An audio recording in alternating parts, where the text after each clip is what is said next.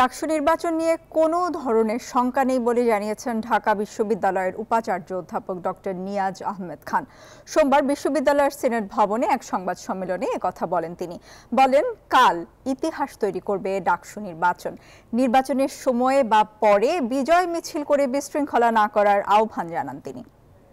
ঢাকা বিশ্ববিদ্যালয়ের একটি আয়োজন, যদিও এর জাতীয় গুরুত্ব আছে, আমরা আইন শৃঙ্খলার বিষয়টিও আমাদের প্রথমত আমাদের শিক্ষক, আমাদের প্রক্রিয়াল টিম, আমাদের বিএনসিসি, আমাদের স্কাউট, রোভার্স এবং আমাদের ভলান্টিয়ার্স, তারপরে আমাদের সাথে সার্বক্ষণিক কাজ করে পুলিশ, আনসার এবং অন্যান্য বিভিন্ন বাহিনী, গোয়েন্দা সংস্থা সহ। এটি মূলত আমরা আমাদের মতো করেই গুছিয়ে নিতে পারবো। ওয়ালটন এখন দেশের সীমানা পেরিয়ে পৌঁছে গিয়েছে 50টিরও বেশি দেশে। ওয়ালটন, ঘরে ঘরে বিশ্বজুড়ে।